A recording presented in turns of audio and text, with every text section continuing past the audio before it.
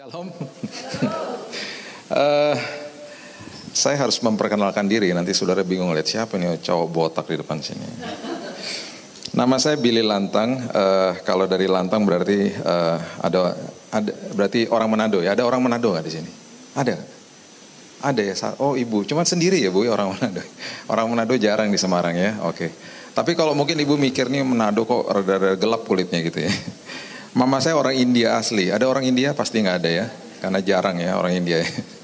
Jadi mama saya ini lahir di Batu Malang karena opa oma saya ini tahun 1920-an itu pindah dari kota namanya Madras dan mereka pindah ke Pasuruan sebenarnya. Mereka dipanggil untuk bekerja di sebuah pabrik rokok waktu saat itu ya. Uniknya mereka Kristen. Biasanya orang India tuh kebanyakan Hindu ya, tapi ini mereka Kristen. Mereka salah satu keluarga yang Kristen karena waktu saat itu ada di bawah penjajahan Inggris kan. Jadi waktu mereka sampai di sana, mereka sebagai ekspatriat, mereka kerja di pabrik. Opa saya ini akuntan gitu ya. Nah setelah beberapa tahun setelah itu mereka dapat panggilan Tuhan untuk ada dalam ladang Tuhan. Jadi mereka tinggalkan pekerjaan mereka dan mereka mendirikan gereja di Batu Malang. Kalau saudara pernah ke Batu Malang, ada gereja GPDI sampai hari ini masih ada. Dan mereka yang dirikan gereja itu, mereka sudah meninggal, saya nggak pernah ketemu sama mereka. Mereka adalah pahlawan iman bagi saya, tapi karena mereka ada sebuah visi yang dicetuskan lewat hidup mereka dan akhirnya mama saya waktu pindah ke Jakarta ketemu sama papa saya di gereja GPDI namanya ya, di Ketapang di Jakarta. Mereka nyanyi di paduan suara, lihat-lihatan, jatuh cinta dan akhirnya menikah dan jadilah saya gitu ya. Nah, setelah itu tahun 67 mereka mendirikan yayasan namanya Yayasan Immanuel. Mungkin itu namanya asing bagi saudara karena di sini kami nggak punya cabang. Tapi kalau saudara pernah baca buku dan di belakang bukunya itu ada tulisan Immanuel, itu adalah kreasi dari yayasan kami. Jadi kami ada toko buku, ada penerbitan dan kami juga ada divisi yang membantu ratusan hamba-hamba Tuhan setiap bulan. Jadi kalau saudara ke Jakarta, kami ada toko yang cukup besar di daerah Menteng. Saudara kalau silakan mampir ke sana, di sana ada kafenya, menu favoritnya babi kecap. Nah, silakan datang. Biasanya jam 3 babi kecapnya udah habis. Kalau saudara mau lihat pendeta-pendeta marah-marah gara-gara babi habis, ke situ aja ya. Jam 3 babinya habis, pendeta datang jam 4, babinya habis, dia marah-marah ketangkap CCTV. Itu hari Senin biasanya. Ya, jadi hari Minggunya dia khotbah soal penguasaan diri, hari Seninnya dia kalah sama babi ya. Gara-gara babi habis, saya datang jauh-jauh, kenapa udah habis gitu, ketangkap CCTV ya, saya nonton di atas di lantai 3, wah pendeta marah-marah sama kasir di bawah. Jadi kira-kira begitu. Saya membawa buku di belakang, tapi nggak cukup cuma 40, jadi nanti saya akan kirim lagi, nanti akan dibagikan kalau sudah lengkap, karena ibu-ibunya lebih dari 40, saya nggak punya tempat di koper saya kemarin. Ini namanya bukunya New Life ya. Buku ini adalah buku pelajaran sebenarnya sangat dasar sekali. Saudara bisa berikan kepada anak saudara yang masih SMP pun udah bisa ngisi. Dan ini buku adalah buku yang bisa diisi sama siapa saja. Kenapa namanya New Life? Karena ini adalah sesuatu yang sangat baru bagi orang-orang yang baru mau belajar. Jadi semuanya dasar Alkitab ada di situ. Sangat singkat, sederhana. Saya akan kirim nanti sisanya. Kalau saudara ada request, saudara mau untuk gereja saudara atau mau dibawa untuk penginjilan di daerah, silakan kasih tahu sama yang bertugas. Nanti saya nggak tahu sama si ibu siapa, saya cuman kenalnya kemarin ibu Yenita sama ibu Cindy. Tapi nanti kalau saudara kasih tahu sama mereka, nanti saya dikasih tahu, saya akan kirim. Saudara mau misalnya 100, saya kirim 100, mau 200 saya kirim, gratis. Tapi pastikan diisi. Karena kita cetak 10.000 setiap tahun dan kita berikan secara gratis setiap tahun. Jadi tolong diisi dan kemudian kasih sama orang-orang yang mau mengisi. Nanti setelah selesai, saudara bisa kasih tahu sama kita kirimkan diplomanya juga gratis gitu ya. Jadi bisa ada upacara singkat di rumah itu biasanya kalau anak-anak itu senang dapat sebuah sertifikat gitu ya. Mereka udah selesai isi bukunya. Kami kerjasama sama yayasan dari Norwegia dan ini buku sudah beredar di Indonesia sudah hampir 30 tahun dan setiap tahunnya kita distribusi 10.000 buku. Ya, bisa dipakai juga untuk penginjilan di penjara-penjara. Kami sudah membagikan ke 6 penjara selama ini. Jadi di daerah-daerah juga kami kirimkan semuanya sekali lagi gratis. Ya, nanti ibu-ibu akan dibagikan. Jadi kira-kira begitu itu pelayanan saya. Papa saya sudah meninggal, dia sudah tidak ada lagi. Mama saya sekarang umurnya akan 77 hari Sabtu ini, tanggal 7, jadi 777. hari Sabtu ini. Jadi makanya saya harus kembali hari ini karena besok ada perayaan ulang tahun dia. Saya menikah sama istri saya orang Chinese, jadi anak saya bayangkan gado-gadonya luar biasa ya. Yang pertama puji Tuhan masih sedikit-sedikit mirip sama saya, yang kedua sama sekali nggak mirip sama saya, mirip mamanya, mukanya Chinese, dan kalau di jalan sama saya dipikir saya nyulik anak ya.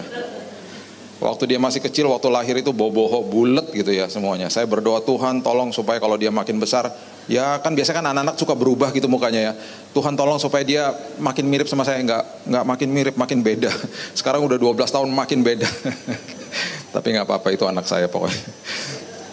Jadi kira-kira begitu. Kalau saudara tanya rambut saya sudah kemana, almarhum dipanggil Tuhan alias rontok ya. Tahun 2000 rontok semuanya habis, jadi begini. Jadi kalau ada pantulan cahaya mohon maaf ya. Anggap aja itu urapan Tuhan.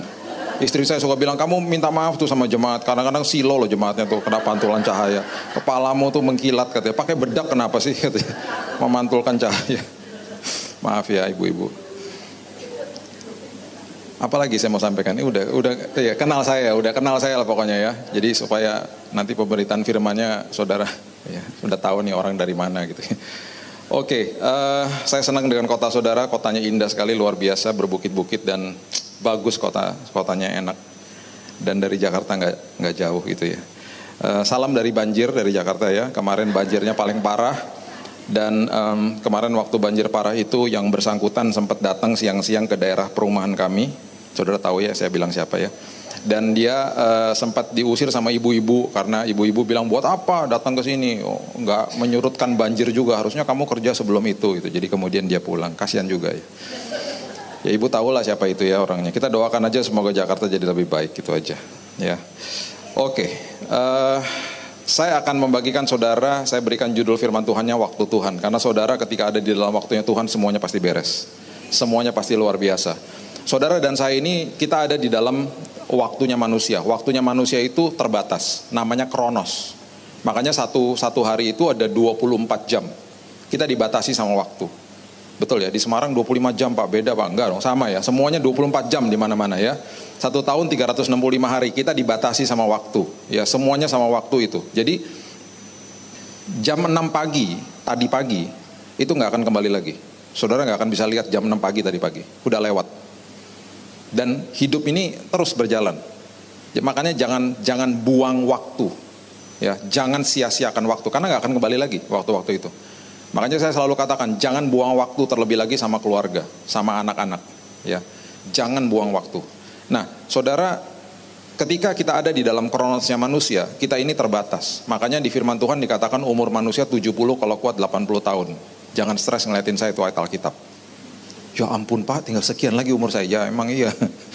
Kita masuk ke muka bumi ini nggak pakai baju, ya. Kita dilahirkan telanjang, nggak bawa apa-apa. Nanti pulang pun nggak bawa apa-apa loh.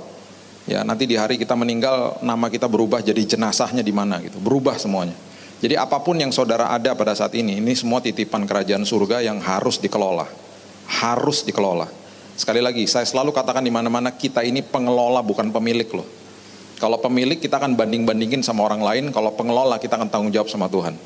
Kalau kita dalam pikiran kita, saya memiliki semua apa yang ada melekat sama saya akan banding-bandingkan dengan orang lain, kita akan ada rasa minder, cemburu, iri hati, dan lain sebagainya. Tapi kalau saya adalah pengelola, saya akan tanggung jawab sama Tuhan. Walaupun apapun kecil di tangan saya akan kelola supaya jadi perkara besar bersama-sama dengan Tuhan. Saya akan bermitra sama Tuhan. Ketika saya bermitra sama Tuhan, semuanya jadi sesuai dengan seturut kehendak Tuhan. Dan dia akan kemudian titipkan perkara yang lebih besar lagi dalam hidup saudara. Jadi kita ini pengelola ya. Jadi kelolalah hidup kita dengan sebaik-baiknya, termasuk waktu. Kenapa saya katakan waktu? Karena di dalam waktu ini ketika saudara kelola dengan baik dan saudara mengerti kebenaran ini, saudara akan dibawa ke dalam waktunya Tuhan. Nah, waktunya Tuhan itu tidak terbatas dengan waktunya manusia. Manusia itu kan sekali lagi kronos. Makanya ada kata chronological ya. Ketika polisi datang ke TKP, mereka ada yang namanya chronological order. Ini secara kronologisnya dari kemarin itu perbuatan-perbuatan ini gimana gitu, diurutin satu-satu, kronos. Di dalam kairosnya Tuhan, ya, di dalam waktunya Tuhan nggak dibatasi apapun, nggak bisa dibatasi waktu. Bahkan saya begitu percaya Tuhan bisa sampai ke masa lalu saudara menyembuhkan luka hati saudara di sana, karena Tuhan nggak bisa dibatasi waktu. Bahkan 1 jam dari sekarang, 1 bulan dari sekarang, 1 tahun dari sekarang, Tuhan sudah ada di masa depan saudara, menyiapkan yang terindah bagi saudara. Begitu dahsyatnya Tuhan kita, karena dia bergerak di dalam kairos, waktunya dia. Nah sekarang pertanyaannya begini, bagaimana saya ini yang hidup di dalam kronos yang terbatas ini bisa masuk ke dalam kairosnya Tuhan? Gimana caranya gitu? Alkitab sudah menjelaskan dengan luar biasa. Kamu bisa loh masuk dalam kairosku, karena di dalam waktuku perkara-perkara indah terjadi sesuai dengan rencana Tuhan dan tepat pada waktunya. Selalu begitu. Tadi Ibu Eli bilang indah pada waktunya. Betul, itu firman Tuhan mengatakan begitu. Ya, sekarang gimana saya bisa masuk ke dalam kairosnya Tuhan? Ya. Pengkhotbah pasal yang ke-9 ayat yang ke-11 mengatakan begini. Pengkhotbah pasal yang ke-9 ayat yang ke-11 mengatakan begini. Pengkhotbah ada di Perjanjian Baru, amin. Puji Tuhan udah bangun semuanya. Ibadah pagi suka ngawur kalau jam 6 pagi. Pengkhotbah di Perjanjian Baru, amin, amin semuanya gitu. Baru kaget, ini udah bangun semuanya. Oke, Pengkhotbah 9 ayat 11. Lagi aku melihat di bawah matahari bahwa kemenangan perlombaan bukan untuk yang cepat, keunggulan perjuangan bukan untuk yang kuat, juga roti bukan untuk yang berhikmat, kekayaan bukan untuk yang cerdas, karunia bukan untuk yang cerdik cendekia, karena waktu dan nasib dialami mereka semuanya. Waktu dan nasib bicara soal time and chance, bahasa Inggrisnya. Waktu dan kesempatan, bahasa Ibraninya alaf dan taf, bahasa Yunaninya alfa dan omega, bahasa Indonesia letterleknya awal dan akhir. Ayat ini menggambarkan begini, keberhasilan dalam hidup saudara, apapun yang saudara raih dalam hidup saudara, semuanya bukan karena saudara lebih cepat, lebih cerdik, lebih berhikmat, lebih cerdas. Bukan, itu semuanya karena awal dan akhir sampai semuanya itu karena Tuhan. Karena waktunya Tuhan. Ini menjelaskan tentang kairosnya Tuhan. Makanya di dalam kekristenan saudara nggak ada istilah kebetulan, nggak ada. Saya nggak percaya sama kebetulan. Semuanya sudah diatur sama Tuhan sedemikian rupa. Tinggal kitanya aja nih mau masuk ke dalam waktunya Tuhan atau tidak, gitu ya. Nah, prinsip yang pertama. Tabur ketaatan saudara. Ketika saudara tabur ketaatan saudara, saudara akan dibawa ke dalam kesempatannya Tuhan, di dalam waktunya Tuhan. Karena di dalam waktunya Tuhan dua hal terjadi. Dia akan bawa kesempatan dan dia akan bawa orang-orang yang tepat dalam hidup saudara. Saya ulangi. Di dalam waktunya Tuhan, dia akan bawa kesempatan yang tepat dan dia akan bawa orang-orang yang tepat dalam hidup saudara. Sekarang bagaimana caranya saya bisa menemukan kesempatan-kesempatan yang tepat itu? Tabur ketaatan. Karena saudara tidak pernah tahu nanti waktunya, ketika indah pada waktunya, dia akan pertemukan saudara dengan kesempatan itu. Dan selalu begitu. Jadi tabur ketaatan itu bukan orang tabur ketaatan karena dia ketakutan sama Tuhan. Bukan. Saya tabur ketaatan bukan dengan kondisi. Banyak orang bilang begini, saya mau taat supaya saya nanti diberkati, supaya saya nanti dapat ini, dapat ini. Enggak, tabur ketaatan supaya saya hidupnya diproteksi sama ketaatan yang saya tabur gitu loh. Bukan karena saya mau ini, mau itu. Saya paling anti sama gitu-gituan. Saya ngerti kalau anak-anak masih kecil, mereka bilang gini, aku nanti tidur cepat ya, tapi besok kalau aku begitu terus nanti Dedi kasih kado ya gitu ya. Itu kan kondisi. Anak kecil memang harus dipancing-pancing sama begitu biasanya. Karena itu anak kecil. Kita bukan anak-anak kecil rohani gitu loh. Kita nggak usah isi doa-doa kita dengan transaksi sama Tuhan. Tuhan kalau aku begini, Tuhan begitu ya. Kalau Tuhan begitu ntar baru aku begini. Nggak bisa. Makanya saya sedang menulis buku arti sebenarnya daripada berkat. Nggak ada hubungannya sama materi. Saya udah bongkar tuh kata-kata berkat dari Kejadian sampai Wahyu. Nggak ada. Bahkan Yesus mengajarkan begini, diberkatilah engkau atau berbahagialah engkau di Matius 5 ayat 10 ketika engkau sedang dianiaya oleh sebab kebenaran. Itu arti kata daripada berbahagia adalah makarios bahasa Inggrisnya. Kalau saudara baca di Alkitab bahasa Inggris itu diberkati, blessed. Masa kata berkat disandingkan dengan kata derita? Kalau engkau sedang dianiaya berarti engkau sedang diberkati. Yesus sedang mengajarkan sesuatu yang luar biasa. Ketika engkau sedang berhadapan dengan masalah, perhatikan fokus, yang diubahkan bukan masalahnya, itu urusan aku. Perhatikan engkau yang berubah, kamu yang berubah. Ketika engkau yang berubah, engkau sedang diberkati sama Tuhan. Karena perubahan karakter itu adalah arti daripada berkat yang sebenarnya. Makin berubah karakternya, perkara besar Tuhan selalu mau titipkan. Dia mau selalu siapkan kesempatan-kesempatan yang hebat-hebat bagi saudara. Tapi dia mau lihat, ini dewasa enggak? Makanya tabur ketaatan, tabur persiapan itu namanya. Tabur persiapan supaya nanti saya akan dipertemukan dengan kesempatan yang tepat. Makanya keberhasilan itu bukan karena saya lebih hebat, lebih dahsyat dan lain sebagainya, bukan. Kadang-kadang orang ikut Tuhan udah lama kok, tapi hidupnya begitu-begitu aja. Ada orang yang baru terima Yesus baru beberapa minggu, baru beberapa bulan, tapi karena hidupnya tabur ketaatan luar biasa, dalam tanda kutip ya, perkara-perkara perkenanan Tuhan yang hebat-hebat, yang luar biasa terjadi sama orang yang baru ini. Dan akhirnya kita bilang gini, kok dia gitu, kok dia begitu, kok aku gak bisa begitu. Padahal semua daripada kita, Roma 8 ayat 17 mengatakan kita adalah anak, ahli waris, dan orang-orang yang punya hak penuh atas semua janji-janji Tuhan. Semua punya status begitu. Tapi nggak semuanya berarti punya status begitu bisa menerima janji-janji Tuhan. Karena Tuhan mau lihat kok. Makanya di mainan-mainan itu biasanya 0 sampai 2 tahun. Biasanya kan gitu kan. 4 sampai 6 tahun. Semuanya dikasih tahu bahwa mainan-mainan ini bisa dibeli untuk orang-orang atau anak-anak yang masih kecil. Yang umur-umurnya sekian. Nanti anaknya sudah besar, ada lagi 16 tahun ke atas dan lain sebagainya. Makanya itu panduan bagi orang tua. Supaya nggak kasih mainan yang untuk 16 tahun ke atas kepada anak 2 tahun. Hancur mainannya. Tuhan sudah menyiapkan perkara indah bagi saudara. Dia tinggal tunggu saudara mau dewasa rohani atau tidak. Makanya setiap hari adalah sekolah kehidupan. Sekolah kehidupan. Berarti kalau ada orang nyebelin dalam hidup saudara, itu pun gak kebetulan. Kenapa? Tuhan biarkan kok di situ supaya saudara yang berubah, bukan orang itu yang berubah. Gak usah pusing-pusing doain orang itu berubah lagi, dan gak usah didoain mati juga tuh orang. Tuhan, kenapa yang nyebelin pada makin gemuk-gemuk Tuhan, dan makin nyebelin Tuhan hidup. Sementara yang baik-baik meninggal semua. Jangan didoain mati, biarin aja. Orang yang nyebelin yang ada dalam hidup saudara, itu kesempatan saudara bisa berubah untuk lebih murah hati, lebih sabar. Jadi kalau lihat orang-orang nyebelin dalam hati begini, dalam hati nih, lembaran tes. Sayanya yang harus berubah. Amin. Saya di Jakarta punya lembaran tes juga. Apa? Motor-motor yang berseliweran. Saudara tahu 16 juta loh kendaraan di Jakarta. 12 jutanya motor. Ngeri. Itu setiap hari 3 orang mati di Jakarta menurut Polda Metro. Karena motor kecelakaan di Jabodetabek. Bayangkan 1 tahun 1.000 lebih yang meninggal. Karena memang begitu. Kalau bawa motornya ngeri kalau di Jakarta. Gak ada kota di Indonesia seperti di situ. Jadi kalau motor-motor ini menyalip mobil saya, daging saya juga disalip kadang-kadang gitu loh. Nyalip mobil saya kan kaget, tin gitu kan, tin, klakson supaya ngasih tahu hati-hati dan juga kaget gitu. Dia buka helm, dia gini, apa lo? Ayo harus ngapain coba? Nah, gini-gini kan emang hamba Tuhan hidup dalam roh ngawang-ngawang, kita punya daging juga, ya. Setengahnya Manado, panas juga darahnya, makan pedas melulu, ya kan? Istri saya punya password yang paling hebat. Kalau saya udah kesal gitu, dia pegang kaki saya, dia bilang, udahlah sayang biarin aja, jangan-jangan dia jemaat. Saya kalau dengar kata jemaat langsung luluh. Iya jemaat ya. Nanti jangan-jangan tadi pagi dimarahin sama istrinya ya. Mungkin barusan dipecat dari kerjaannya, kasihan ya gitu. Langsung luluh hati saya.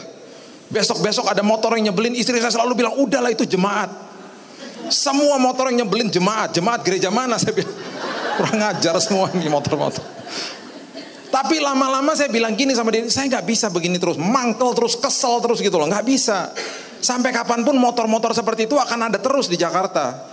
Saya bilang gini, Tuhan, mulai hari ini saya ambil keputusan beberapa tahun yang lalu. Mereka adalah lembaran tes dalam hidup saya. Sayanya yang harus berubah.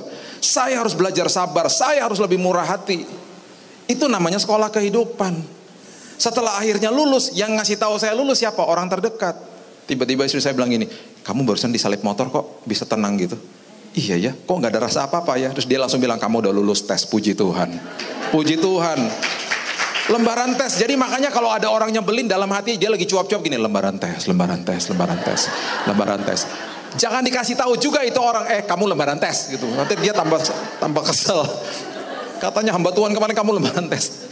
Biarin aja dalam hati aja, lembaran tes, lembaran tes. Aku yang harus berubah. Nah, kalau saudara makin berubah tiap hari, itu arti berkat yang sebenarnya saudara sedang diberkati sama Tuhan. Gak ada hubungannya sama materi, gak ada hubungannya sama yang namanya mujizat-mujizat, gak ada. Itu bonus. Makanya Yesus itu ketika melakukan mujizat, itu hitungannya detik kok. Tapi yang namanya perubahan karakter dia gak akan paksa. Kenapa? Di perjalanan ke Emmaus, dia buat seolah-olah ingin meneruskan perjalanan kok. Dia gak paksa masuk loh ke dalam rumah. Dia gak akan paksa saudara, dia akan kejar, dia akan tegur, dia akan pakai orang-orang, dia akan pakai firman Tuhan untuk menegur dan mengingati saudara. Kalau saudara gak mau ya udah. Dia tidak akan paksa. Makanya berkat yang paling dahsyat itu adalah ketika saudara bilang, oke Tuhan, aku mau berubah. Aku mau seperti Tuhan setiap hari. Saudara sedang diberkati itu namanya. baru nanti perkara-perkara besar terjadi. Itulah arti daripada carilah dahulu kerajaan Allah dan kebenarannya, maka segala sesuatunya ditambah-tambahkan dalam hidupmu. Urusan ditambah-tambahkan itu urusan kerajaan surga, bukan urusan kita. Urusan kita cari kebenaran kerajaan surga kok. Jangan dikejar-kejar bagian yang kedua itu. Itu urusan kerajaan surga, itu gak ada urusannya sama kita. Ya. Jadi ketika saudara tabur ketaatan, saudara akan dibawa kepada kesempatan itu. Beberapa tahun yang lalu saya pernah ke Vietnam. Karena saya suka sejarah, jadi saya ke sana sama istri saya. Saya mau masuk ke dalam namanya Cu Chi Tunnel. Cu Chi Tunnel itu adalah kota di bawah tanah. Ketika Amerika menyerang Vietnam tahun 60-an, mereka menyerang dengan gagah perkasa. Mereka bilang kita pasti menang. Mereka masuk ke hutan di Vietnam. Mereka seperti akhirnya jadi orang gila di sana. Kenapa? Mereka seperti berperang melawan hantu. Saudara tahu apa yang orang Vietnam lakukan, tentara Vietnam? Mereka kecil-kecil badannya. Mereka bangun kota di bawah tanah. Itu bisa besarnya, bisa panjangnya 200 km. Saya masuk ke dalam situ. Beberapa lubang itu saya nggak bisa masuk karena badan saya kebesaran. Harus cari lubang yang lebih besar. Ada dapur, ada tempat tidur di situ. Ada tempat meeting di situ. Ada segala macam kegiatan-kegiatan manusia mereka buat di sana. Saudara tahu apa yang terjadi? Mereka keluar dari lubang-lubang itu, mereka tembakin tentara-tentara Amerika. Dan ketika dikejar mereka masuk ke dalam lubang seperti tikus, nggak kelihatan. Dan ketika mereka masuk ke dalam situ, tentara Amerika bingung, kok hilang orangnya? Ditutup sama daun tempat-tempat masuknya. Dan yang lebih dahsyat lagi, mereka bangun. Saya makan tuh singkong sama gula, ya itu makanannya mereka sehari-hari, sama teh. Mereka punya tempat masak, mereka bangun dapur di sini ya. Kan berarti ada pembuangan asap dong. Itu dipakein pipa yang panjang sampai 1 kilo, pembuangan asapnya di sana. Orang Amerika bilang gini, ini dapurnya bom, bung. Bomnya di sana, dapurnya masih utuh, dapurnya di situ kok. Hebat. Persiapan membawa kepada kesempatan. Akhirnya apa? Mereka menang. Mereka menang. Mereka jumlahnya banyak yang lebih mati, tapi tentara Amerika pulang tidak membawa hasil apa-apa. Mereka pulang dan banyak yang jadi gila. Karena mereka berpikir mereka lawan hantu di sana. Banyak yang jadi orang-orang yang jadi sakit jiwa ketika pulang. Kenapa? Persiapan membawa hasil, selalu membawa hasil. Persiapan tabur ketaatan, akhirnya firman Tuhan digenapi. Dalam tatanan kehidupan juga begitu akhirnya. Ya, bukan yang lebih cerdik, lebih cerdas, lebih bukan. Semuanya karena waktunya Tuhan. Ketika saudara tabur ketaatan saudara, tibalah nanti kesempatan-kesempatan yang hebat dalam hidup saudara. Maria dan Marta ya, coba lihat ya cerita ini ya. Lukas pasal yang ke-10 ayat yang ke-38 sampai 42 mengatakan begini. Lukas pasal yang ke-10 ayat 38. Ketika Yesus dan murid-muridnya dalam perjalanan, tibalah ia di sebuah kampung. Seorang perempuan yang bernama Marta menerima dia di rumahnya ya. Ini rumahnya Marta loh, saudara. Perempuan itu mempunyai seorang saudara yang bernama Maria. Maria ini duduk dekat kaki Tuhan dan terus mendengarkan perkataannya. Nanti saudara di rumah, ya saudara nanti kalau di rumah, saudara buka Alkitab bahasa Inggris, versi King James Version, KJV, oke? Di King James Version ada kata di situ, kata kunci, also. Kata also itu berarti juga, berarti Maria dan Marta dua-duanya duduk. Selama ini saudara dapat pelajarannya begini kan, Maria duduk, Marta jalan-jalan, persiap. Enggak, Marta juga duduk. Duduk tapi berdiri, duduk main HP kalau zaman sekarang. Yang satu dengerin, yang satu nggak dengerin. Sama-sama duduk loh. Saudara buka aja nanti KJV, King James Version, ya. Saudara lihat ada kata also. Dua-duanya duduk. Dua-duanya duduk. Jadi kalau ada yang ngasih tahu pelajaran tentang yang satu berdiri, satu enggak, dua-duanya duduk, ya. Karena makanya selalu buka bahasa aslinya, buka versi yang lain yang mendekati bahasa asli. Ya, ini karena rumahnya dia duduk, dia lagi dengerin, dia sibuk lagi, dia duduk, dia sibuk lagi, begitu loh. Itu maksudnya itu. Jadi dua-duanya duduk, yang satu dengerin, yang satu enggak, gitu ya.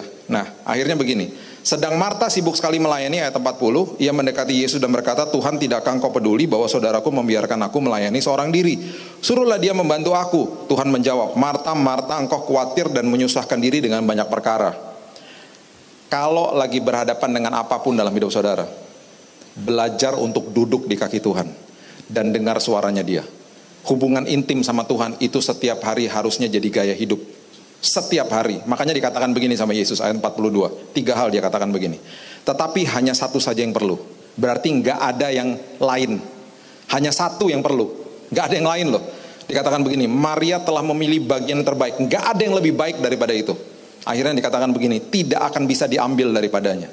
Tidak akan bisa diambil tuh apa? Tuhan akan menyiapkan kesempatan bagi saudara yang tidak akan bisa dicuri dan diambil sama iblis. Itu maksudnya. Dan itu yang paling baik. Dan itu tidak ada duanya. Apa sih? Duduk di kaki Tuhan, belajar dengar suaranya Tuhan. Karena banyak instruksi Tuhan yang dia mau beritahu kepada saudara. Dan seringkali kita nggak melatih pendengaran rohani kita karena kita nggak nabur doa. Saudara tahu arti daripada doa? Saya baru khotbahkan ini minggu lalu. Ya, arti daripada doa. Doa adalah memberikan izin kepada Tuhan, ya, untuk melakukan kehendaknya atas hidup saudara. Itu doa arti sebenarnya. Kenapa? Karena pada awalnya manusia diciptakan tidak pernah diberikan surga, diberikannya bumi untuk didominasi. Manusia diberikan otoritas atas kehidupannya. Tuhan gak ikut-ikutan. Ayo kamu atur hidupmu. Itu pada awalnya begitu loh, Kejadian 1:26. Makanya ketika manusia berdoa, dia memberikan izin kepada Tuhan untuk melakukan kehendaknya. Karena bisa ngawur manusia. Makanya pemberian yang paling beresiko dalam hidup manusia adalah kebebasan untuk memilih. Manusia bisa ngawur, bisa mengawurnya betul-betul ngawur karena dikasih kebebasan untuk memilih sama Tuhan. Dan dia menghargai kedaulatan manusia. Ada seorang yang sedang akhirnya tersisi sih, mau jadi presiden di Amerika, namanya Pete Buttigieg. Baru beberapa hari lalu dia mengundurkan diri karena dia nggak ada yang mau pilih dia. Ya bukan nggak ada yang mau pilih, sedikit lah yang mau pilih. Dia seorang homoseksual. Bayangkan kalau dia terpilih jadi presiden Amerika, ya nanti first lady-nya atau ibu negaranya seorang pria. Bisa bayangkan. Nah ini betul-betul dia udah punya, nggak tahu disebutnya suami atau istrinya, udah ada. Dia kasih tunjuk kok gitu loh. Dia baru membuat Alkitab, Pete Buttigieg Study Bible. Saudara tahu di dalamnya apa? Di dalamnya dia katakan begini, dia tafsirkan semua yang dia mau tafsirkan. Kemudian dia satu-satu yang dia mulai keluarkan yang sesuatu yang meleset, dia katakan begini. Thou shall not kill. Janganlah membunuh, tau? Firman Tuhan katakan, dia bilang begini. Jangan membunuh itu buat orang-orang yang sudah lahir. Kalau masih di dalam kandungan silahkan aja aborsi, nggak apa-apa. Itu yang dia katakan. Itu ada di Alkitabnya dia. Dan ini saudara bisa bayangkan, manusia karena dikasih otoritas atas kehidupan, akhirnya jadi banyak perang di dalam dunia ini, banyak penyakit dan lain sebagainya. Itu karena manusia, ulahnya manusia. Makanya pentingnya berdoa adalah menghadirkan hadirat Tuhan dan kehendak Tuhan atas hidup saudara. Makanya ketika ada mesbah keluarga, mesbah pribadi setiap hari, itu bukan lagi levelnya namanya keharusan, harus gaya hidup. Saya selalu mengajarkan ini, kalau keharusan itu adalah sesuatu yang masih levelnya anak kecil. Anak kecil kan disuruh diharus-haruskan, harus mandi, harus makan, harus gosok gigi. Terjadi 3 hal selalu, lupa, capek, konsisten, dan berontak sama orang tuanya. Udah gosok gigi? Oh iya belum. Kamu belum gosok gigi? Belum, berapa hari? 3 hari gak gosok gigi. Nah, itu anak kecil. Lupa, capek, berontak.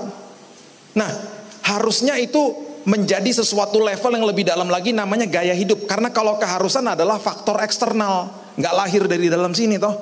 Tapi kalau saudara hubungan intim sama Tuhan, mendengar suara Tuhan, duduk di kaki Tuhan adalah gaya hidup, saudara mau secapek apapun juga tetap aja berdoa. Saudara bangun pagi nggak akan begini-begini tangannya, cari-cari HP, baru melek terus tangannya begini-begini. Udah gitu lemes kan tangannya kan, tiba-tiba jatuh handphonenya ke kepalanya, syukurin. Jangan cari HP kalau pagi. Kalau pagi melek langsung gini, Tuhan terima kasih buat hari yang baru. Aku mengucap syukur Tuhan, karena Mazmur 91 mengatakan aku ada di bawah kepak sayap-Mu yang perkasa Tuhan. Aku tahu banyak virus di luar sana, tapi aku tahu aku, keluargaku selamat hari ini. Terluputkan Tuhan hari ini. Kami memulai hari ini dengan Tuhan, ada damai sejahtera, ada sukacita, ada kasih Tuhan. Aku diberkati untuk jadi berkat Tuhan. Nanti sore kami akan kumpul kembali di rumah ini dengan selamat, tidak kurang satu apapun. Aku akan mulai hari ini, aku berkati kotaku, aku berkati negaraku Tuhan. Di dalam nama Tuhan Yesus. Baru saudara mulai hari saudara, kalau lihat HP pun cari renungan dulu. Bu Eli bilang katanya ada renungan yang dikirim ke grup. Baca renungan dulu. Baca renungan, cari renungan. Setelah itu baru lihat yang lain gitu loh. Tadi pagi habis saya renungan dan lain sebagainya, tiba-tiba ada Tuhan mengirimkan gudeg ke kamar saya. Makasih Bu, thank you. Gudeg datang, wah. Dari surga tuh gudeg, saya nggak tahu tuh pokoknya. Ya, hubungan intim sama Tuhan, gaya hidup bukan keharusan loh ibu-ibu, ingat loh itu. Ya, kalau gaya hidup, saudara kalau setelah selesai habis dari sini, jam makan siang pasti lapar toh. Nggak mungkin saudara datang kepada saya ngomong begini, Pak bagi saya makan, saya udah seminggu nggak makan. Kenapa? Puasa? Nggak Pak, lupa. Nggak mungkin, nggak mungkin. karena makan dan minum adalah gaya hidup. Pasti nagih dari dalam sini toh. Tapi kenapa nggak nagih doa? Kenapa nggak nagih firman? Masih level keharusan. Saya percaya muka-muka di tempat ini bukan level keharusan, semuanya udah gaya hidup, amin. Tadi pagi pasti udah banyak doa semuanya, kelihatan kok muka-mukanya. Bersinar ibu-ibu di tempat ini ya. Seperti Maria, lama-lama ketika makin doa, bisa dengar suara Tuhan. Ketika mau melangkah, ini kau nggak damai ya? Tuhan bilang ke sana aja. Oh ini baru damai. Oh itu rambu-rambunya. Lama-lama ngerti gitu loh. Anak-anak saya waktu masih kecil, mereka ngerti bahasa tubuh saya karena mereka intim sama orang tuanya. Mereka kalau datang ke pesta perkawinan, lari-lari waktu masih kecil. Saya nggak usah teriak-teriak. Dari jauh saya cuman begini aja kepala saya. Saya tinggal tunggu waktu mereka lihat saya. Kalau mereka lihat papanya nih, dedinya kepalanya udah begini, itu berarti nggak suka. Mereka lari-lari kan, oh saya cuma begini aja, nunggu. Tiba-tiba mereka lihat saya dari jauh, itu bisa ngerem mendadak, bisa melotot dari jauh. What? Saya bilang gini, saya gini aja, dari jauh begini mereka gini. Oke, bisa gitu. Terus manggilnya juga gampang, saya tinggal pakai kepala aja gini, lari. Jangan lari-lari dong. Tapi ketemu teman Dad, ya nggak apa-apa. Kami jangan lari-lari, ini kan pesta, jangan gitulah, nggak sopan lah. Oke Dad, beres. Ngerti bahasa tubuhnya. Makanya hubungan intim sama Tuhan bilang gak ada duanya. Itu yang paling terbaik. Duduk di kakiku, belajar dengar instruksiku, karena aku mau membawa kesempatan dalam hidupmu. Sebelum Yesus naik ke kayu salib, dia mampir lagi loh ke rumahnya Maria. Ntar saudara baca di Yohanes 12. Dan saudara tahu dia memberikan apa di situ? Minyak narwastu di kakinya Yesus. Ingat cerita itu? Dan kemudian murid Yesus mengatakan begini, jangan, itu mahal. Yesus katakan begini, biarkan dia melakukan itu untuk mengingat hari penguburanku. Saudara tahu nggak itu artinya apa? Hari itu ya pasti Maria tidak sadar itu maksudnya apa. Itu ternyata bobotnya luar biasa. Saudara ingat ada 3 wanita datang ke kubur Yesus mau memberikan rempah-rempah atas tubuh Yesus. Saudara ingat cerita itu? Ketemu nggak sama Yesus? Merupakan kehormatan yang besar loh bagi wanita-wanita Yahudi membawa rempah-rempah dan membubuhi kepada jenazah kerabat atau saudara mereka. Ketemu nggak? Nggak ketemu. Yesusnya udah bangkit. Nggak dipertemukan sama kesempatan itu. Saudara tahu wanita satu-satunya yang memiliki kehormatan membubuhi wangi-wangian atas tubuh Yesus, Maria. Dia pasti waktu Yesus kasih tahu itu dia nggak sadar. Kenapa? Beberapa hari setelah peristiwa itu Yesus naik ke kayu salib. Minyak narwastu itu kalau dilumuri baunya nggak hilang berminggu-minggu. Makanya ketika Yesus mati di kayu salib, itu ketika dia mati di kayu salib, itu ada wangi-wangian narwastu di tubuhnya. Makanya dia katakan begini, biarkan dia lakukan itu untuk mengingat hari penguburanku. Di hari dia mati, pasti Maria begini, oh aku baru ngerti Tuhan. Oh ini toh Tuhan, dia pasti nangis di situ. Ini toh, aku satu-satunya wanita yang memiliki kesempatan itu. Makanya apa? Duduk di kaki Tuhan. Dan itu tidak akan bisa diambil daripadamu. Kenapa? Dia sudah menyediakan kesempatan bagi saudara. Saudara akan dipertemukan dengan kesempatan yang tepat dalam hidup ini. Saudara sedang usaha, diberikan kesempatan yang tepat. Dalam keluarga saudara diberikan kesempatan yang tepat. Anak-anak saudara, suami saudara, siapapun akan dipertemukan dengan kesempatan yang tepat. Itu nanti waktunya Tuhan indah pada waktunya. Selalu begitu. Selalu begitu. Ya, yang kedua, saudara akan dipertemukan dengan orang yang tepat. Lukas pasal yang ke 22, coba lihat. Lukas pasal yang ke-22 ayat yang ke-7 mengatakan begini. Lukas pasal yang ke-22 ayat yang ke-7.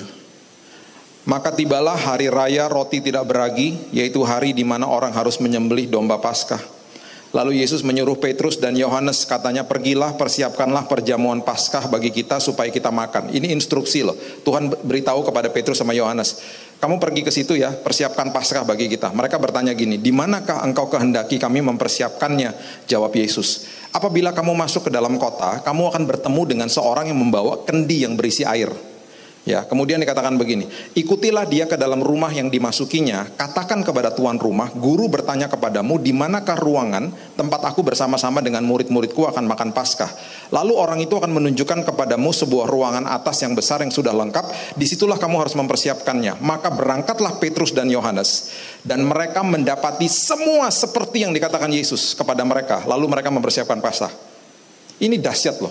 Ini kunci di ayat ini adalah ketemu sama si pembawa kendi air.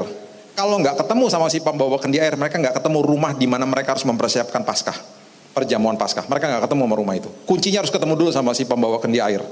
Alkitab tidak mendokumentasikan dengan lebih detail dan pasti lebih detail persimpangannya di mana, jam berapa, kendinya warna apa, pembawa kendi airnya pakai bajunya warna apa. Mereka nggak punya HP waktu saat itu. Mereka nggak bisa telepon-telepon, kamu pembawa kendi air ya? Kamu yang mana sih orangnya? Aku udah ditunggu di sini. Nggak ada.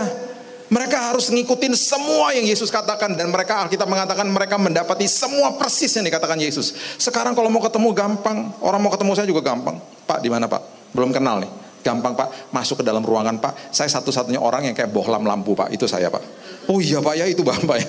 Kayak pentolan korek Pak, itu saya Pak. Bapak yang mana Pak? Saya pakai baju kotak-kotak, ketemu langsung. Zaman ini nggak ada. Kalau mereka nggak ikuti apa yang Yesus katakan, mereka pasti miss orang itu, nggak ketemu. Pasti nggak ketemu. Mereka ikuti semua yang Yesus katakan, dan Yesus nggak pernah salah. Bayangkan loh, dia tahu jam berapa, dia tahu di persimpangan mana. Ini namanya kesempatan. Makanya kalau dengar suaranya Tuhan, dipertemukan dengan kesempatan yang tepat dan orang yang tepat. Saudara akan dipertemukan dengan si pembawa kendi air pada waktu yang tepat. Ada yang tinggal, ada yang cuma semusim aja dalam hidup saudara. Dan Tuhan akan mempertemukan dengan jejaring yang tepat. Saya percaya ada PD Victory yang katanya baru tahun lalu didirikan di tempat ini. Pasti Ibu Eli juga dipertemukan dengan orang-orang yang tepat. Dari kota ini sampai lahirlah persekutuan doa di tempat ini. Dan ini akan terus berkembang di mana-mana. Karena orang yang benar akan selalu dipertemukan dengan kesempatan dan orang-orang yang tepat dalam hidupnya. Tahun 2008 Tuhan bilang begini sama saya. Saya waktu itu menjabat sebagai ketua asosiasi industri rohani di Indonesia. Industri rohani itu besar. Ada toko buku, penerbitan dan lain sebagainya, televisi, radio, media, ada UKM tuh sampai ribuan ya. Yang supplier. Jadi kalau gereja membutuhkan musik-musik rohani, larinya ke industri rohani, ke musik label. Membutuhkan mimbar dan lain sebagainya, itu semuanya ada yang buat. Perjamuan, itu kan industri rohani namanya. Ya, kemudian ada TV rohani, ada radio rohani. Jadi cukup besar industrinya. Tahun 2008 Tuhan bilang begini, buat convention pertama kali di Indonesia. Convention itu seperti kalau saudara tahu Pekan Raya Jakarta, kalau saudara masuk ke dalamnya tuh semuanya barang-barang rohani Kristen. Saya bilang gini, Tuhan buat di mana lagi doa nih? Tuhan bilang Istora Senayan. Ya ampun Tuhan, Istora Senayan kalau nyewa satu hari 130 juta Tuhan. Tuhan bilang buat di tengah kota, undang gereja-gereja. Saya bilang Tuhan, aku nggak ngerti buat event loh Tuhan. Jadi saya panggil teman-teman event organizer. Saya bilang coba dihitung berapa biayanya. Tahun 2008 biayanya datang ke saya 800 juta. Saya bilang, ini uang dari mana? Segini banyak untuk event sebesar ini gitu. Akhirnya saya bilang, Tuhan, dua hal saya minta. Saya nggak mau berhutang dan saya nggak mau minta-minta loh Tuhan. Jadi saya bilang sama event organizer, buat paket sponsor aja deh. Buat paket sponsor supaya kita bisa dapat sponsor gitu loh. Sudah tahu apa yang terjadi? Sponsor gak ada yang mau. Semuanya bilang gini, Pak, namanya aja udah Indonesian Christian Retail Expo. Gak ada nama Kristennya Pak, kita gak bisa Pak. Yang kedua, Pak udah pernah buat? Belum. Mana kita tahu yang datang berapa? Nanti dulu ya Pak. Gak ada yang mau sponsor. Seminggu sebelum acara dimulai, saya dipanggil ke Mabes Polri. Polisi ngomong gini, Pak, kami mau mengeluarkan izin keramaian. Ini acara apa ya Pak? Kami juga bingung Pak. Kalau KKR kami tahu Pak. Ini acara apa? Pak, ini kayak Pekan Raya Jakarta. Jadi ketika Bapak masuk tapi barang-barangnya rohani Kristen semuanya. Oh gitu, izin keluar seminggu sebelumnya. Seminggu sebelumnya saya udah keringet dingin juga. Ini gimana Tuhan, dana kurang. Standnya udah penuh semuanya, tapi kan gak cukupi. Yang beli stand gak cukup lah untuk menutup semuanya. Ada teman saya lewat di Jalan Sudirman. Itu kan Istora Senayan di Sudirman. Dia lihat tuh umbul-umbul banner-banner. Dia lihat, dia cari tahu nih siapa yang buat. Teman yang udah lama saya gak ketemu. Tiba-tiba dia telepon saya. Bill, itu acaramu yang di Istora? Iya. Udah beres? Udah. Keuangannya beres? Ya itu belum. Kenapa kamu gak ngomong dari tadi? Ya malu lah saya bilang itu. Saudara tahu dia bilang apa? Kamu tahu nggak, dari minggu lalu tuh Tuhan sudah gerakin saya untuk nabur di pekerjaan Tuhan. Dan tadi waktu aku lewat di situ aku tergerak untuk membantu. Kamu kirim orang ke kantor aku. Sisa yang belum terbayarkan, aku tutup semuanya. Aku kasih giro, ya. Terus dia bilang gini sama saya, jangan sebut nama saya. Terus saya bilang gini, nanti balikinnya gimana? Loh jangan dibalikin, aku mau nabur kok. Ini aku tadi pas lewat tergerak mau nabur di situ. Jadi nggak usah sebut nama aku mau nabur. Pokoknya yang penting tertutup semuanya, biayanya beres. Saudara tahu acaranya selesai, tidak ada hutang, yang datang 10.000 ke acara itu. 15.000 yang datang. Saya dipanggil 2 bulan setelah itu ke Amerika. Karena ada perkumpulan seluruh asosiasi seluruh dunia setiap tahunnya memang. Saya dipanggil ke sana, saya disuruh maju ke depan dan saya dikatakan begini, Indonesia kemarin membuat convention pertama di Indonesia. Dan kita mau nyatakan bahwa itu convention terbesar di Asia. Mengalahkan Singapura, Korea, kata-katanya gitu. Kemudian saya suruh kasih kata-kata sambutan. Gimana Pak caranya Pak membuat acara yang sebesar itu? Saya bilang gini, loh saya juga nggak tahu. Itu semuanya awal dan akhir, alfa dan omega, time and chance, waktu dan kesempatan. Bukan karena saya lebih cerdas, lebih cerdik, lebih berhikmat, lebih kuat dan lebih hebat. Bukan. Itu semuanya karena Tuhan. Itu semuanya karena Tuhan. Jadi selesailah acara itu. Saya dipertemukan dengan kesempatan yang tepat. Saya dipertemukan dengan pembawa kendi air yang tepat pada waktunya. Teman saya itu tepat pada waktunya. Dan akhirnya saya pulang Indonesia, saya bilang ini, Tuhan terima kasih Tuhan, hutang lunas ya Tuhan, selesai ya Tuhan. Tuhan bilang gini, enak aja, siap-siap buat yang kedua. Aduh Tuhan. Tahun 2009 saya mampir ke Mabes Polri lagi, ngomong sama teman-teman di sana. Pak, gimana Pak kalau izin keramaian tahun ini? Jangan ya Pak. Tahun 2009 ini kan tahun pemilu Pak. Jangan buat tahun ini Pak. Saya keluar dari Mabes Polri dengan hati yang penuh dengan sukacita. Terima kasih Tuhan kalau perlu pemilu tiap tahun Tuhan. Biar saya gak usah buat lagi kayak begini. Akhirnya gak bisa ngeles. Tahun 2012 ada namanya Mall of Indonesia di Kelapa Gading. Mall yang bagus. Ya, Agung Sedayu kalau gak salah grupnya. Datengin saya ngomong gini, Pak itu ada lower ground. Di depannya waktu itu masih Carrefour. Itu di depan itu kosong Pak. Bapak ambil Pak buat eventnya di situ Pak. Saudara tahu Kelapa Gading itu ya? Itu gereja terbanyak per kapita di Indonesia itu di Kelapa Gading. Kalau saudara pernah ke Kelapa Gading di Jakarta. Ada 167 pintu gereja di Kelapa Gading. Area perumahan yang sebesar itu. Ada 4 mall di situ. Perputaran uang yang paling besar di Indonesia itu di Kelapa Gading. Semua gereja punya markas di situ. 167 pintu gereja loh. Satu hari Minggu itu ada 400 ibadah di daerah Kelapa Gading dari pagi sampai malam. Jadi kalau saudara hari Minggu ke sana masuk ke dalam mall itu sedikit-sedikit silau karena terang kumpul sama terang. Makanannya cenderung asin karena garam kumpul sama garam. Yang ketawa ngerti firman, yang nggak ketawa bingung apa maksudnya baca firman lagi ya. Baru ngerti ya maksudnya apa. Jadi kalau saudara masih belum punya dana untuk ke Holy Land ke Israel, ya ke situ aja tuh Holy Land juga itu murah malah. Ke situ aja, kulinernya juga enak. Jadi bayangkan itu memang markasnya orang Kristen di situ. Jadi disuruh buatnya di situ. Saya bilang, wah ini kesempatan luar biasa. Hal yang sama terjadi, nggak ada yang sponsor yang mau lagi. Nggak ada yang mau. Tapi saya udah relatif lebih tenang karena Tuhan udah campur tangan di awal. Dan betul 1 minggu sebelum acara dimulai saya dapat telepon dari seorang ibu yang pemilik sebuah grup konglomerat cukup besar lah di Jakarta. Dia bilang gini, teman saya dia bilang ini, ketemu dong sama saya 10 menit aja. Saya mau denger nih acara luar biasa, dia bilang gitu. Saya tergerak sama Tuhan. Saya tutup ya, dan jangan sebut nama saya. Hal yang sama terjadi. Acaranya selesai, tidak ada hutang, semuanya beres. Yang datang 40.000. 40.000 yang datang. Sampai-sampai pihak mallnya bilang begini, Pak, kita tuh ngadain konser Dewa, konsernya apa tuh band Krispati, nggak pernah seramai ini Pak. Sampai parkir udah nggak bisa, valet udah nggak bisa. Itu macetnya sampai Sunter ke daerah sebelahnya. Macet total udah.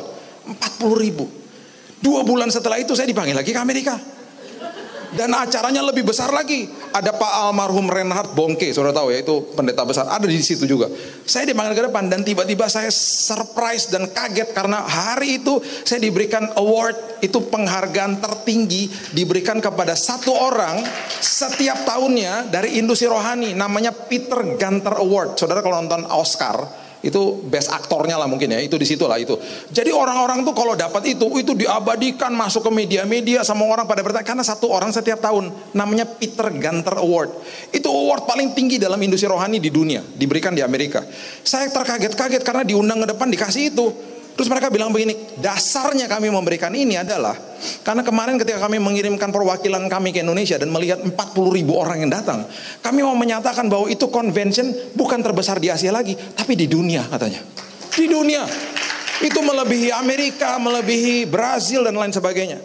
Mereka tanya hal yang sama saya. Kiat-kiatnya apa Pak?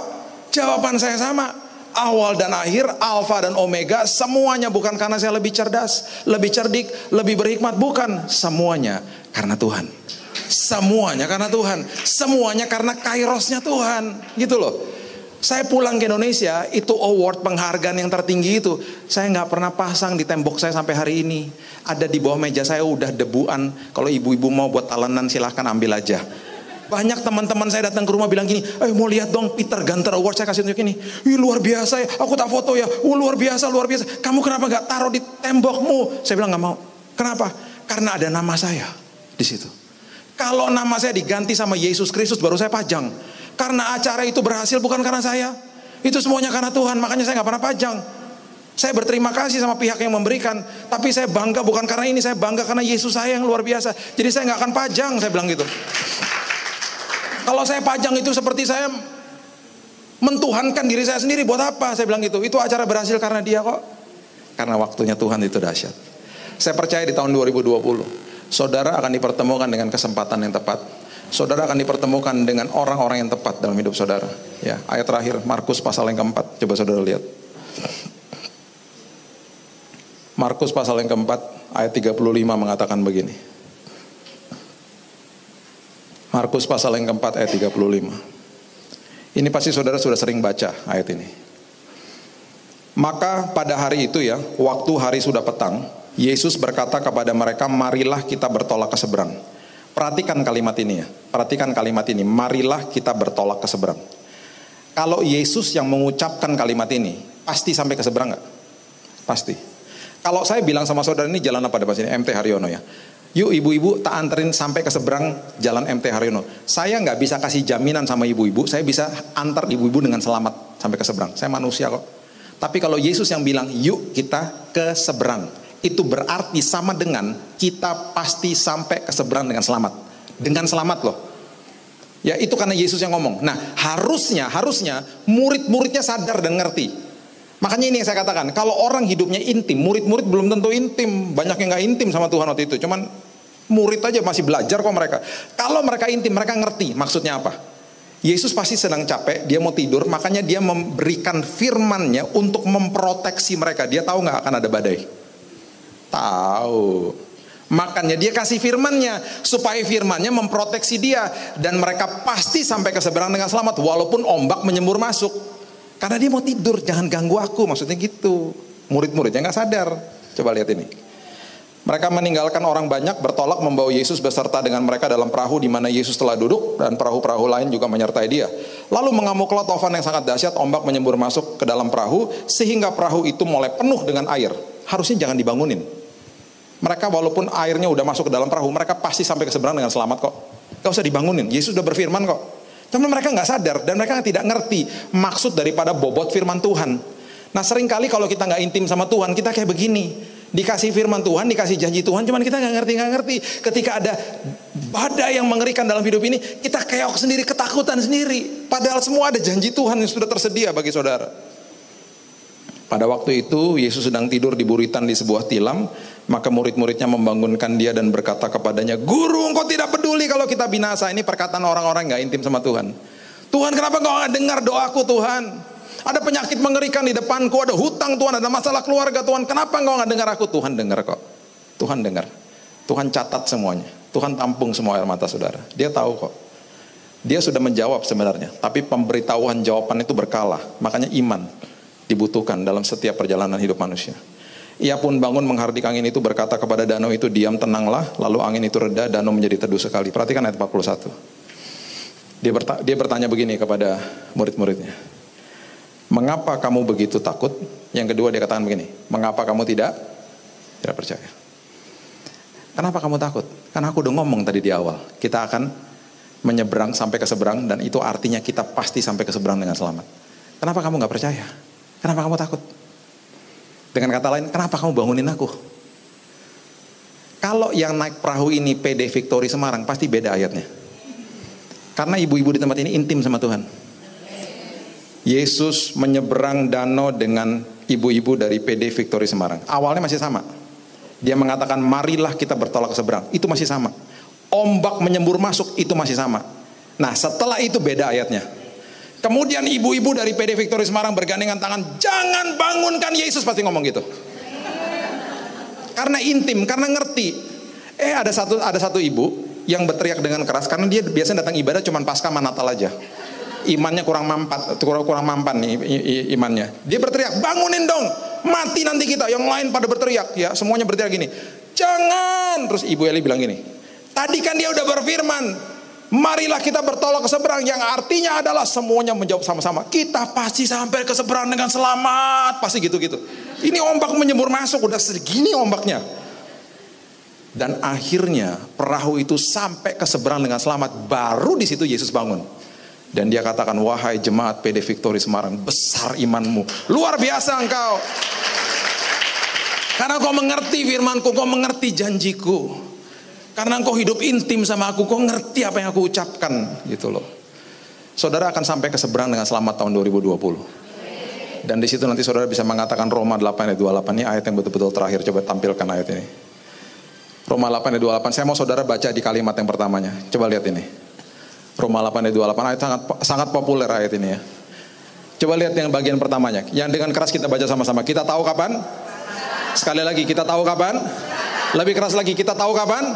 Sekarang, bahwa Allah turut bekerja dalam segala sesuatu untuk mendatangkan kebaikan bagi mereka yang mengasihi Dia, yaitu bagi mereka yang terpanggil sesuai dengan rencana Allah. Aku tahu sekarang Tuhan, setelah semuanya selesai, kita bisa dengan bangga katakan, aku tahu sekarang Tuhan, bahwa segala sesuatunya bekerja sama untuk mendatangkan kebaikan. Kalau saudara lagi berjalan dalam lembah kekelaman, lagi berjalan di dalam padang gurun, lagi berjalan di tengah-tengah badai, ingat, tangan Tuhan lagi memegang saudara. Jangan minta penjelasan apa-apa sama Tuhan, karena dia lagi merangkaikan perkara-perkara indah, lagi merangkaikan kesempatan orang-orang yang tepat, dia lagi rangkaikan dalam hidup saudara. Tenang aja, gak usah minta penjelasan. Yang saudara butuhkan adalah minta pimpinan Tuhan. Mau kemana nih Tuhan? Ke kiri, ke kanan terus, pimpinan aja. Gak apa-apa, Ibu Eli mau diintimidasi apa? Minta pimpinan aja. Makanya saya senang akhirnya dapat ayat kan? Minta pimpinan Tuhan, dapat ayat akhirnya. Minta pimpinan. Nanti setelah selesai semuanya badainya, Tuhan bilang gini, coba kamu lihat ke belakang. Kita begini. Wow, kok bisa ya Tuhan lewat itu semua? Tuhan bilang gini, kan sama aku. Dan di situ saudara bisa katakan ini, sekarang aku ngerti. Segala sesuatunya bekerja sama mendatangkan kebaikan bagi aku. Saya tutup sama ini saudara. Saudara mungkin udah dengar kesaksian saya. Singkat aja. Tahun lalu ini saya tanggal 2 Januari didiagnosa di Singapura terkena kanker darah. Dan kanker darah yang saya didiagnosa ini sama seperti yang Ibu Ani derita pada saat itu, namanya AML. Kanker darah itu nggak ada stadiumnya, yang ada jenis. Jenis yang didiagnosakan kepada saya adalah jenis yang paling mematikan, namanya acute myeloid leukemia. Dan gak lama, hidupnya gak lama. Saya terkena infiltrasi darah gara-gara deodoran yang saya pakai. Ya, karena udah gatelan 2 tahun saya pakai terus. Jangan habis ini gak pakai deodoran ibu-ibu ya, itu bukan buat saya. Ya. Intinya gini, kalau gatel, produk apapun stop. Mau itu lipstick, mau itu sabun, body lotion, stop. Karena berarti tubuhnya nolak. Saya pakai terus. Saya suka olahraga, diperburuk dengan pori-pori kebuka, makin masuk semuanya. Infiltrasi zat asing. Tanggal 8 Januari saya masuk di Singapore General Hospital. Itu saya udah didorong kursi roda sama istri saya. Karena pembuluh darah saya udah pecah satu-satu. Saya kalau buka mulut, gusi saya udah darah semua. Karena pembuluh darahnya pecah. Kalau saudara tahu HB itu hemoglobin darah merah itu saya udah di bawah 5. Dan darah merah itu penghantar oksigen. Jadi kalau saya berjalan beberapa langkah tuh udah kayak orang serangan jantung. Oksigennya udah nggak ada, karena darahnya udah habis. Jadi saya udah nggak bisa apa-apa, saya di kursi roda. Saya masuk ke kamar yang berempat karena saya bilang sama istri saya, kita cari paling murah aja. Karena Singapura mahalnya luar biasa pengobatan di sana. Saudara, saya masuk ke kamar dan waktu saya masuk ke situ, saya mulai enek, saya mulai nggak tahan dengan bau makanan karena ada 3 pasien yang lain. Dan saya bilang sama dokter, saya bilang, dok, di sini kan ada kamar yang one bed, sendirian, tapi bukan VIP.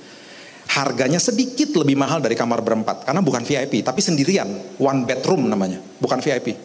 Dokternya bilang habis pak, kamarnya populer dan habis. Jadi saya bilang sama istri saya, ini saatnya kita ngucap syukur, biarin aja, kita maju dengan ucapan syukur. Makanya tiap malam kita bisa tidur dengan nyenyak. Saya ngucap syukur dalam hitungan 3 jam, dokternya udah pulang. Ya, dokternya nggak tahu ngomong apa sama pihak rumah sakit. Susternya masuk ke kamar saya ngomong gini, Pak, saya dapat kabar dari dokter dan pihak rumah sakit. Bapak dipindahkan ke kamar nomor 3 ya Pak, di lantai 8 ini Pak. Itu kamar namanya suite room, VIP, VVIP, suite paling atas. Saya bilang nggak mau, itu mahal banget kamarnya. Oh jelas Pak, itu mahal sekali memang kamarnya. Ada ruang tamunya, ada kulkasnya, pokoknya kayak bintang 5 Pak. Saya nggak mau, saya bilang gitu. Enggak Pak, Bapak salah ngerti. Bapak boleh dipindahkan ke situ, bayarnya yang one bed aja. Oh itu saya mau, saya bilang gitu. Mau itu. Kenapa? Kenapa saya dapat perkenanan itu? Karena saya anak raja. Dan papa saya di surga, bapak saya di surga adalah bapaknya saudara juga. Jadi saya lagi menceritakan sosok bapak yang adalah bapak saudara juga loh ya. Jadi sama-sama nih bapak kita loh. Jadi kalau Tuhan tolong saya, Tuhan tolong saudara kok ya. Nah, saya telepon istri saya langsung. Kamu di mana? Ini kita dikasih kamar nomor 3 tuh di ujung suite room. Dia lagi beli makanan di bawah. Masa? Iya, cepetan dong. Aduh, aku lagi ngantri nih, lagi mau bayar. Kok cepat-cepat gitu, kenapa? Iya, cepetan, nanti dokternya ganti pikiran kan repot. Dia bilang, cepetan naik ke atas. Dia nggak naik-naik, istri saya nggak naik-naik. Saya beresin tuh barang-barang di koper dengan segala keterbatasan saya, dan betul-betul fisik saya udah lemes sekali. Saya tarik tuh koper di lantai 8. Susternya lihat saya gitu, weh, wheelchair, kursi roda. Saya bilang, gak usah kursi roda, gak usah. Kamar nomor 3 mana? Cepetan, jangan rempong deh, cepetan. Dia buka kamar nomor 3, yang saya lihat pertama adalah toiletnya karpet semua ibu-ibu. Waktu saya lihat, waduh, tidur di toilet pun gak apa-apa. Ya, bagus kayak hotel bintang 5, betulan, ada ruang tamunya bagus. Memang Tuhan sudah sediakan yang terbaik. Karena Tuhan juga akan kirim orang-orang, jadi tamu-tamu saya tuh nikmat waktu datang ke situ juga. Ada tempatnya nyaman gitu loh. Nah, Tuhan tuh kasih yang enak-enak. Karena besoknya mau divonis sama dokter saya. Dia kasih enak-enak dulu gitu. Semuanya disiapin sama Tuhan. Itulah Tuhan ya. Kalau mau dibawa ke padang gurun ya gitu sama Tuhan. Besoknya dokternya datang. Dokternya ketika datang itu sebelum ngasih tahu vonis sama saya tuh tarik-tarik napas. Dokter kalau udah narik-narik napas ngeri saudara. Ngomong itu gini, Pak. Apa sih dok? Cepetan gitu ngomongnya. Tarik jet pun nggak tega ngasih taunya. Pak, berdasarkan tes. Ini kankernya udah kemana-mana Pak, nyebarnya udah ke seluruh tubuh. Bapak umurnya cuma 3 bulan, itu tanggal 8 Januari. Dia lagi ngomong gitu, saya pegangan sama istri saya. Paling lama Pak, 6 bulan, paling lama. Oleh sebab itu Pak, kami gak punya pilihan lain, kami harus kasih obat yang paling keras. Dan obat ini akan kami masukkan lewat infus yang ditanam di dada Bapak. Dan kami akan masukkan injeksi cairan 500 mili per hari dikali 7 hari. 7 hari itu berarti non-stop ya, 24 jam tuh netes pelan-pelan. Masuk sampai 7 hari. 500 mili kali 7 berarti 3,5 liter masuk ke dalam tubuh saya. Dan ini cairan yang sangat panas dan mematikan. Jadi susternya bilang gini, Pak, Bapak tahu, kalau saya lagi beberes kantong kemo itu, dan ada 1 tetes dari kemo itu jatuh ke tangan saya kebakar Pak. 1 tetes saja. Ibu-ibu bisa bayangkan, itu 3,5 liter dimasukin ke dalam tubuh saya, hancurlah di dalam sini. Makanya dokternya bilang gini, ada kemungkinan besar Pak, organ-organ tubuh Bapak tuh kolaps dan hancur terbakar di dalam. Satu-satu. Karena ini cairan gak bisa bedakan mana penyakit, mana yang baik. Hancur semuanya. Jadi ada kemungkinan besar Bapak infeksi akut, Bapak masuk ICU, Bapak meninggal. Piye to dok? Diobati meninggal, gak diobati meninggal ya gimana? Kami gak punya pilihan lain Pak. Jadi oleh sebab itu ini protokol yang kami harus bacakan. Bapak tolong tanda tangan. Yang paling penting juga ibu tanda tangan. Kalau sampai bapak meninggal, ibu tidak akan tuntut rumah sakit. Itu loh maksudnya. Suruh tanda tangan istri saya. Kami tanda tangan. Saya bilang gini, gak apa-apa Tuhan, itu kan kenyataan. Tuhan harus selalu bilang, dengar firmanku. Amsal 4 saya kutip ayat 20-23 mengatakan begini, arahkan telingamu kepada ucapanku, karena itulah simpan di dalam lubuk hatimu, karena itu adalah sumber dari kesembuhan dan kehidupan. Saya bilang, Tuhan, ini kenyataan harus tunduk sama kebenaran firman. Kenyataan harus tunduk. Saya ngomong gitu tiap hari. Saya bilang, Tuhan, terima kasih, kesembuhan sudah Engkau berikan ribuan tahun yang lalu, dan aku percaya aku sudah terima Tuhan. Ngomong gitu terus tiap hari, dan saya ngucap syukur, dan itu yang memampukan saya tidur nyenyak.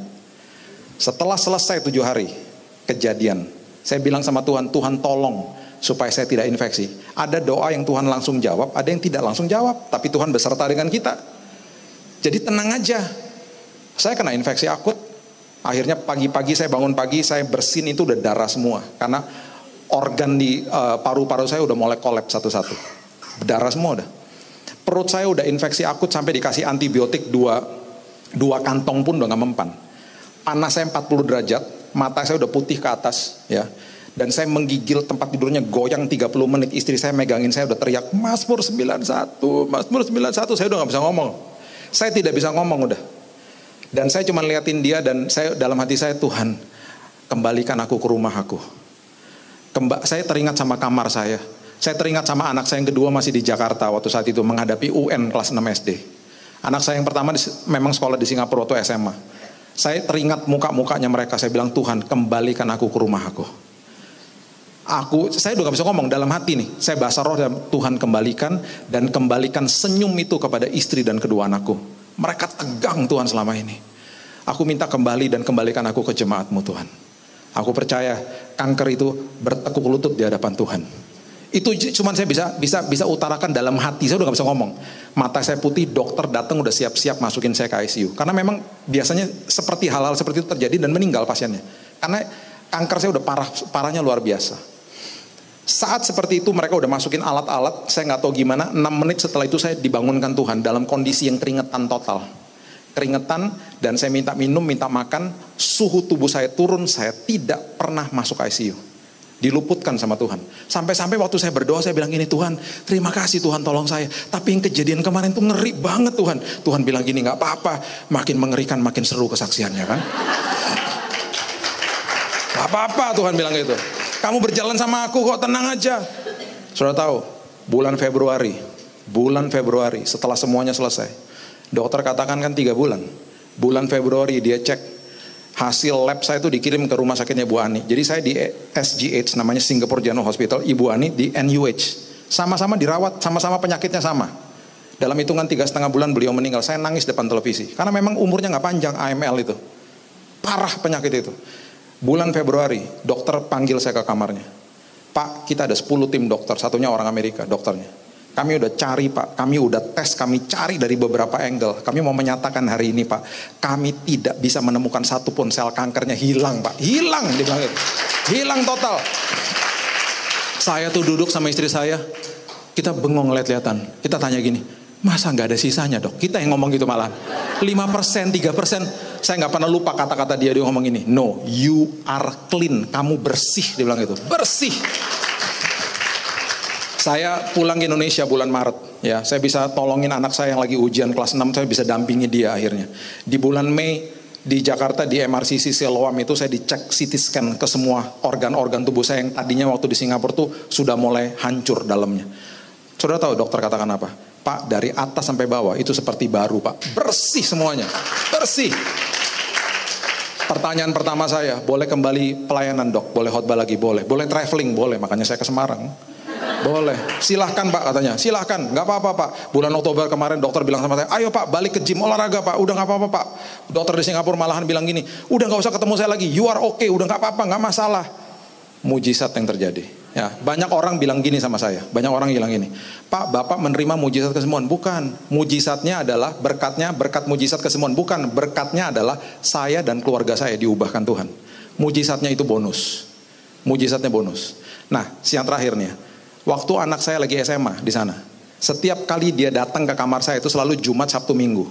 Jumat, Sabtu, Minggu. Karena dia keluar dari asramanya dia. Dia lagi persiapan kelas 3 SMA, lagi ikutin ujian. Setiap kali saya dalam keadaan kritis, selalu Senin sampai Kamis. Dan saya bilang sama istri saya bilang sama suster, jangan kasih tahu dia.